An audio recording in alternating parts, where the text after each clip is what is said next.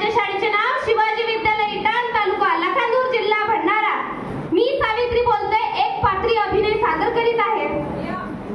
ज्ञान नाही, विद्या नाही, ती घेण्याची गोडी नाही, बुद्धी असून चालत नाही, तयास मानव म्हणावं काय? ओळखलं काय? ज्ञान सावित्री. सावित्री ज्योतिराव फुले, सातारा जिल्ह्यातील खंडाळा तालुक्यातील नायगावच्या खंडोजी नेवसे पाटलांची मी कन्या.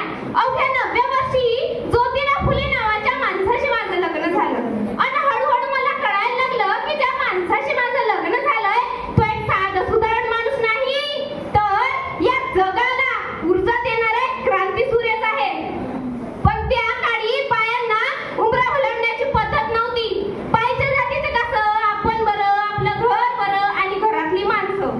स्त्री पुरुष उच्च नीच असा लई भेदभाव केला जात होता. पण या सर्वांवर एकच उपाय होता की तो म्हणजे शिक्षण. शिक्षणाचा ध्यास हा एकच गुण ज्योतिरावांच्या मनात होता. पण एकदा ज्योतिराव शिक्षणाचा प्रचार करत असताना फराद नावाच्या ब्रिटिश मॅडम त्यांना म्हणाल्या, मिस्टर फुले, तुम्हाला जर शिक्षणाचा प्रचार करायचा असेल तर so educated woman first, because if a woman educated the house were educated. पण तुम्ही माणसं वुमनला घराच्या बाहेरच पडू देत नाही. So bad Mister Phule. झालं ते आले की माझ्याकडे पाटी पेन्सिल घेऊन आणि मला म्हणाले, सावित्री, आजपासून म्या तुला शिकवणार.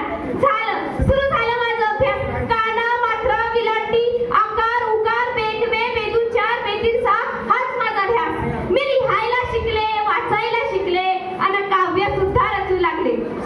मी अशातच 1 जानेवारी, होय शनिवारी 1 जानेवारी 1848 ला पुण्यातील भिडेवाड्यात आम्ही पहिली शाळा सुरू केली. आणि मी पहिली शिक्षिका आणि मुख्याध्यापिका सुद्धा.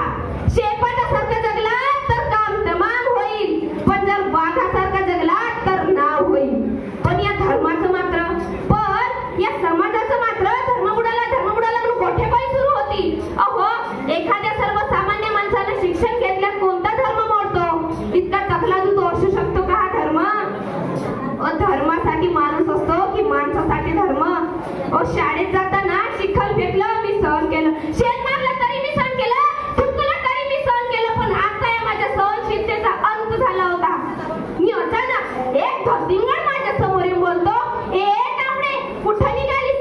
आधी आमच्या परिवारींना शिकवणं बंद कर. अगं, तुला तुझी आबरू प्यारी आहे की ते शिक्षण? कदाचित त्याला माहित नसावं की आम्ही सुद्धा ज्योतिराव परिवाराच्या पत्न्या होतो. अशी घेतली संगत त्याच्या कानाखाली लावलेली सुनावलं.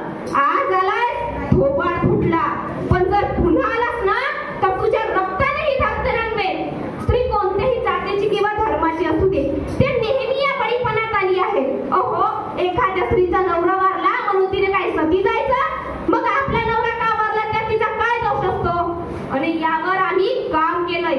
इंग्रज सरकारनं सतीबंदी प्रकाशित सुरू केली, सतीबंदी सुद्धा सुरू केली.